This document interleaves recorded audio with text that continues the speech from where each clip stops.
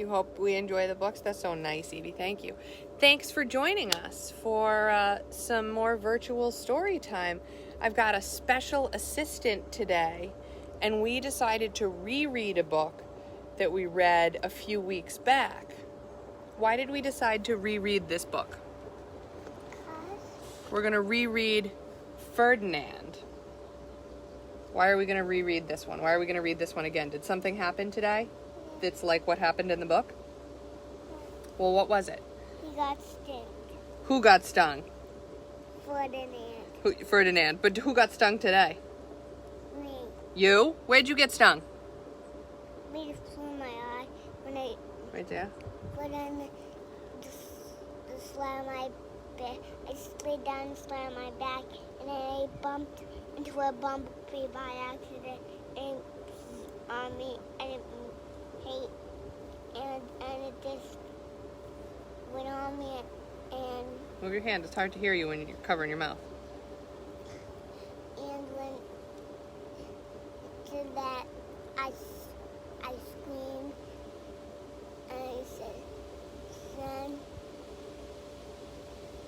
a bumblebee flew near my eye and stung me." Did we think that maybe the bumblebee came to see you because you're wearing a bumblebee dress today? Yeah. Yeah, maybe. Yeah. I think I wanted to go on it and sting like that. Oh my goodness. Because it's kind of grumpy, right? It can be kind of grumpy. Yeah. When they sting, they're pretty grumpy. Did it make you grumpy? Yeah. A little bit. So should we read about what happened to Ferdinand when the bee stung him? Yeah. Let's do it. Okay. All right. No more meowing. You can have your snack time over there, and then you can see the book, okay? All right. So we're going to start with The Story of Ferdinand by Munro Leaf, drawings by Robert Lawson. Holy guacamole. Sorry, you guys. Maybe I should do a better job of setting up that tripod, huh?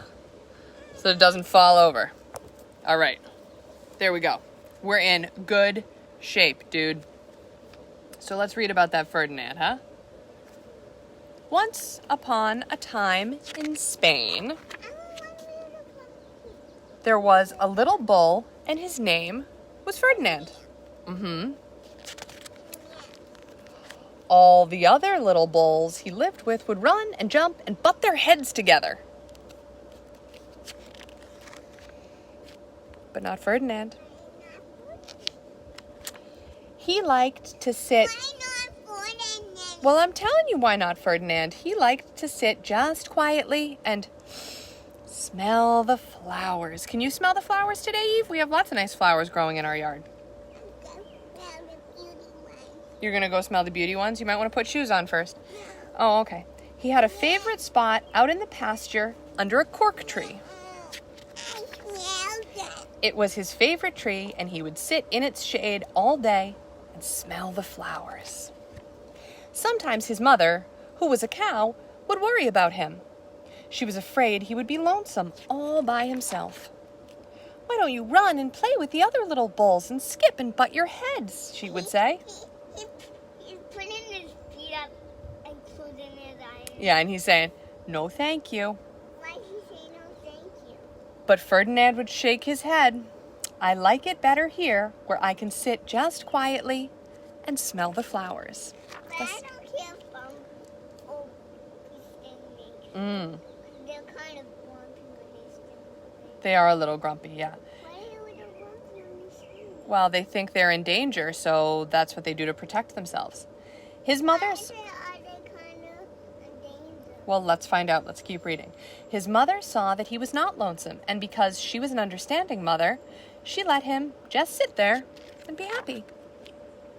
As the years went by, Ferdinand grew and grew until he was very big and strong. All the other bulls who had grown up with him in the same pasture would fight each other all day. They would butt each other and stick each other with their horns. What they wanted most of all was to be picked to fight at the bullfights in Madrid. But not Ferdinand. He still liked to sit just quietly under the cork tree and smell the flowers.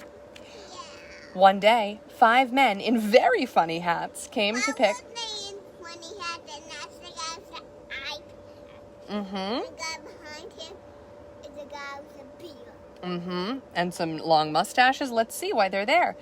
They came to pick the biggest, fastest, roughest bull to fight in the bullfights in Madrid.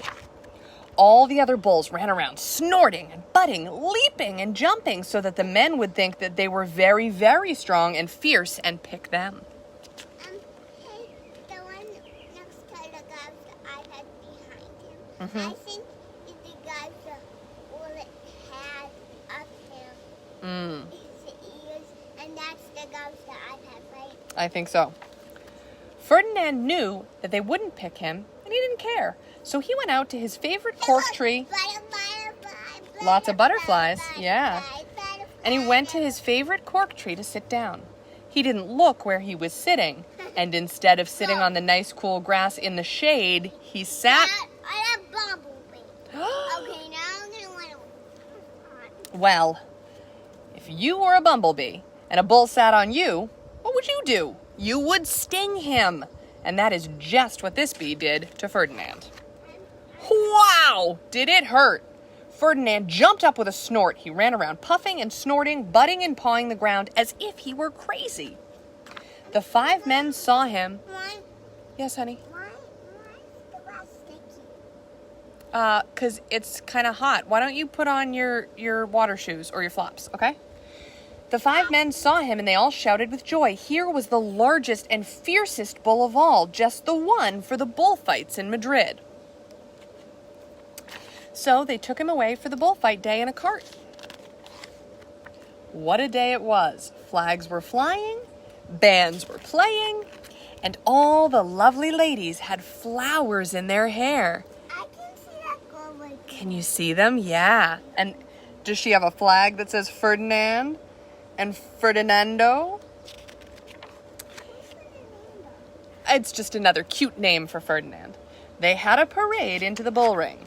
First came the banderilleros with long, sharp pins. It's okay to call him that. It's like calling you Evie. First came the... Stevie? Evie Stevie. That's a nice way. That's a nice way to talk.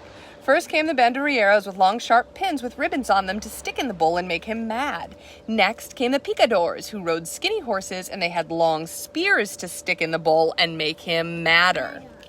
Then came the matador. Hey, is he handsome? He kind of is. Proudest of all, he thought he was very handsome and bowed to the ladies. He had a red cape and a sword and was supposed to stick the bull last of all. Then came the bull. And you know who that was, don't you? It was Ferdinand. It was Ferdinand. I think you just skipped that page when you say Oh. handsome. They called him Ferdinand the Fierce. That's not nice to call Ferdinand. Well, it's not that it's not nice. It just might not be true. Let's find out. Why is it not true? Well, because fierce means scary and angry. Why are you angry? That's just what it is. All the banderilleros were afraid of him, and the picadors were afraid of him, and the matador was scared stiff. And he's sweating. Ferdinand ran to the middle of the ring, and everyone shouted and clapped because they thought he was going to fight fiercely and butt and snort and stick his horns around. But not Ferdinand.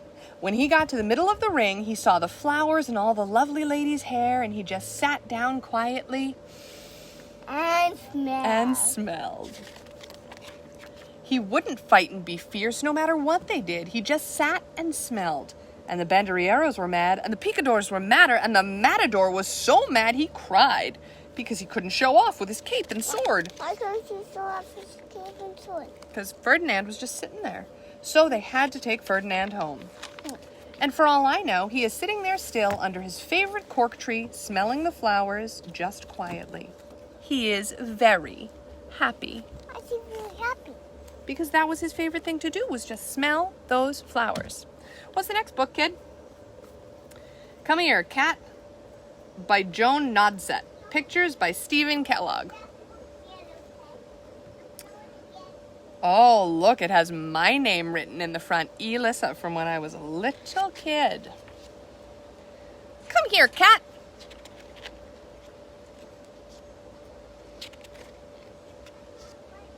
Well, hurry up, buddy. here, you pretty cat. I like you, cat. Why don't you come? Don't you like me? Well, then I'll come to you, cat. I'll snuggle in the cat. The cat runs away. You don't like me to carry you that way? I'm sorry, cat. I won't do it again. Please don't be mad. Can I pet you, cat? Oh, you nice soft cat. I didn't mean to pull your tail. You ran away when I was petting it. Oh, it wasn't her fault. She didn't mean to. Did I hurt you, cat? Oh, I hurt your feelings. I'm sorry, cat. I didn't mean to. I'll put you on my lap. Stay here now. That's a good cat. Yes, you can lick my face. That feels funny. Your tongue feels so rough. I like you too, cat. Don't bite me, cat. Don't. Bad cat. Ow. Oh, you were playing. Well, you scared me, cat. That's why I pushed you. But it's okay now. You can come back, cat. Did I scare you too? Look, I'll sit here nice and quiet. Please come back. Oh, I don't know. Closer, cat. Closer. That's it, just a little more. I love you, cat. Oh, cat, I hear your motor. What sound does a cat make that sounds like a motor? Yeah, do they make a little purring sound when they're happy? Yeah.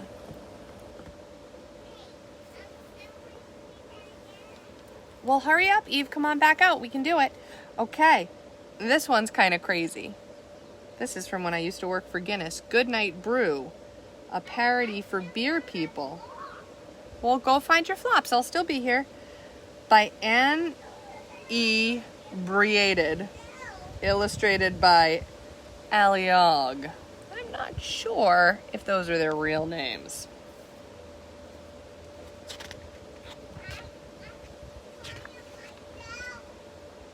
Honey, I can't help you right now, okay? There are water shoes out here, or go find your flops inside. In the great brew room, there was a kettle that shone, and a gramophone, and a pitcher of a chocolate stout with 2 feathers of foam. See, this is very important things for children to learn about beer. And there were 3 little otters in charge of the water for fermenting some yeast, and a hops wildebeest. Have you ever heard of such a thing? And a black bear named Charlie, and sweet malted barley, and bottles and clogs, and a whirling warthog. And a flavorful cache, and a whole ton of mash, and a baritone brewer with a foamy mustache. Good night, Brew. Good night, crew. Good night, Moony Cockatoo. Cheers, cheers, cheers, cheers, l'chaim, hooray, oink, oink, yay!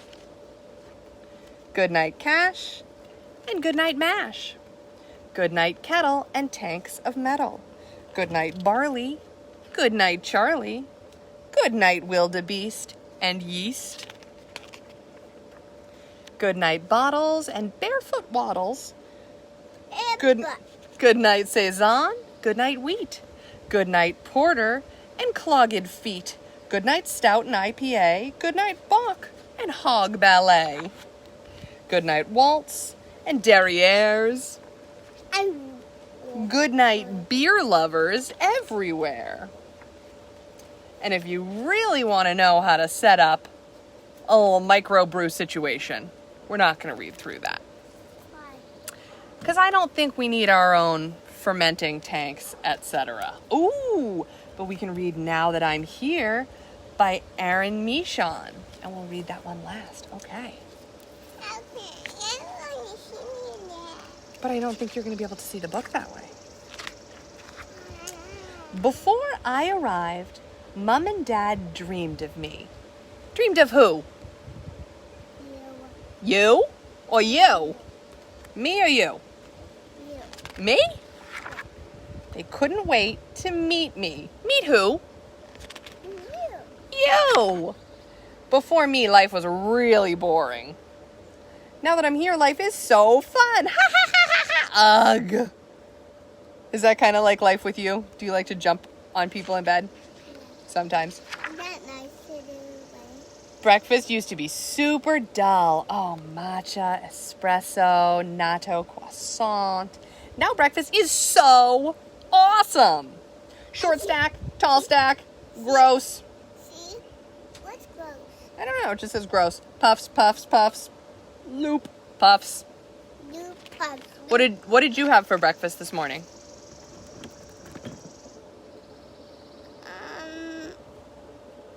Mac and cheese. Mac and cheese? No, I think you had... Did you have Kix? Did you have cereal for breakfast? Yeah, I think you had mac and cheese for lunch. Mac and cheese and soup for lunch. Mac and cheese and this mac and cheese. Oh, boy. Bad camera work, Mommy. Okay. Mom and Dad had all of this useless stuff, like a sofa. Yeah, and umbrella. And a blanket. Deliveries, chairs, brooms. Now we have the terrific tent, a cool cave, the fantastic fort, and a great gate. Defend the fort!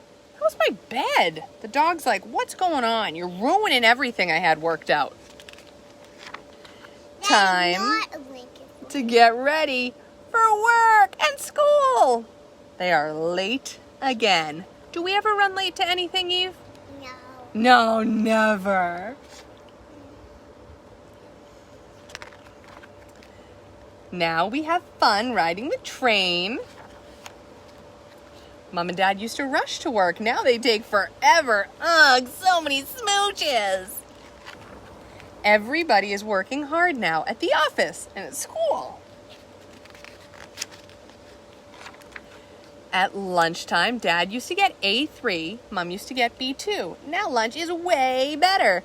Dad's bento has leftovers and leftovers. Mom's bento has pickles and salmon and tamagoyaki. Salmon. I love salmon. Oh, you love salmon. It's your favorite. It's hot dogs. And then my bento says gyoza, onigiri, edamame, and nare. Ham. Yum. Nap time, finally. Did you just wake up from your nap, Evie? You sure did. After work, Mom and Dad used to rush home. Now we take our time through the park. We explore all the fun places. I can only read some of these languages. Divertido, fun, amusant. Divertimiento. Tweet, ribbit, muck, muck, bzz, tee, caw, caw, caw, bzz, bark, bark, arf, bark, squeak, chirp, coo, coo, coo, beep, hiss. Everyone, this is my mom and dad. Do they bite? Now Mom and Dad have tons of new friends. Oh, geez, this fell down. I'm reading the story. It's not even pointed at the book.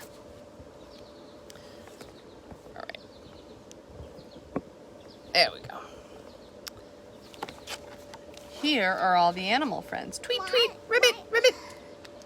Coo, coo. Yes. We're home. And now my floor is a mess. Do you think the dog cleans up the house? Yeah. Oh, yeah? Mom and Dad's dinner used to arrive in 30 minutes or less. Now dinner takes longer with chefs in training. Spaghetti a la Dad, Mom's ramen, cod a la can. That means cod from the can. Mom and Dad used to read before bed. Now, we all do. Before I arrived, life was pretty humdrum. And now, don't worry about it, Eve. Just leave the bee alone and it'll leave you alone. It's pretty awesome. I wrote it too. Yeah? You ready for the last book? I'll get it up. What's this last book about? A turtle. Truman the Turtle. Written by Jean Reidy. Illustrated by Lucy Ruth Cummins.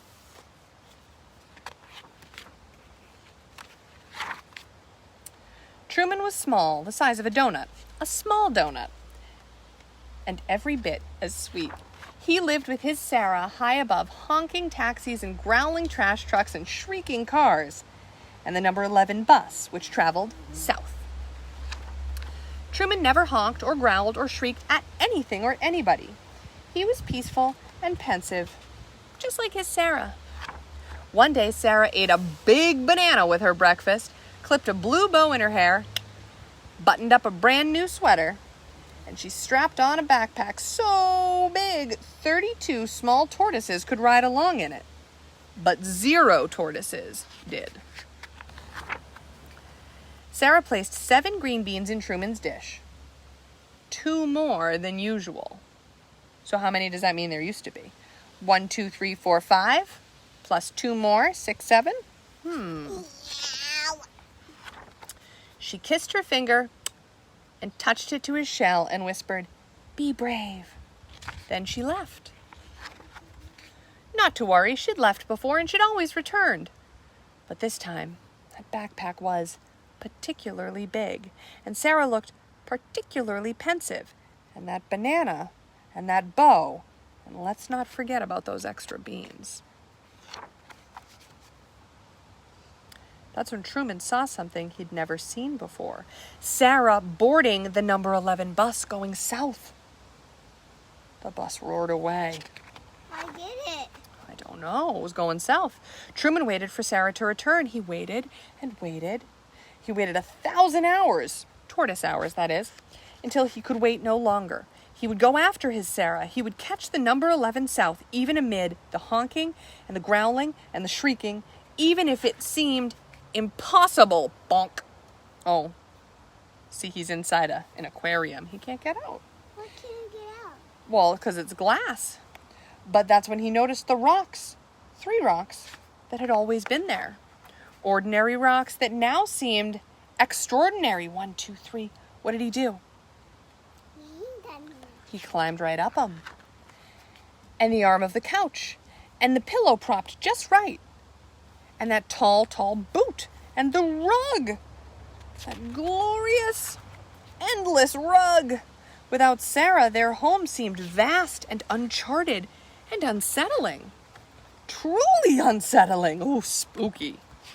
That's not a nice lady, right? Well, I think he's thinking she looks scary. I think she probably is just a nice doll.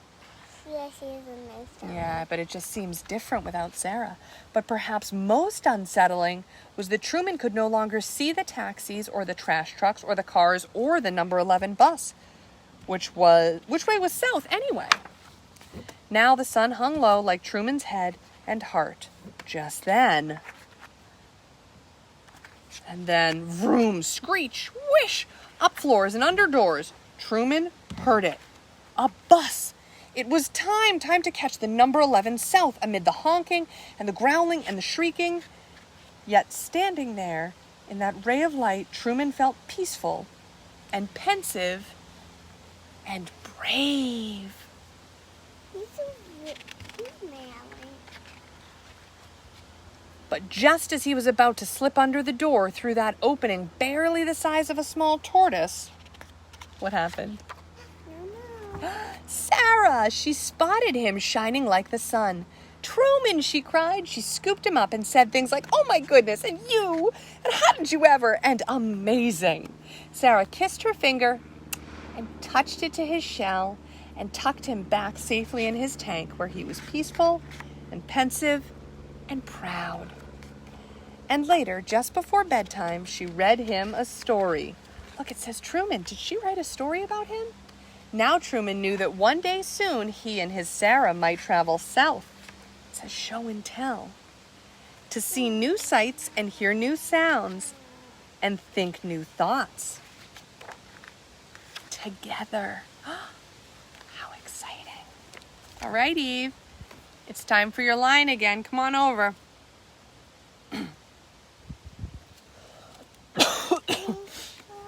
What do we say to everybody? It's hard. Okay, go. What do you say? Thanks for tuning in. See you again soon. Bye. Yep.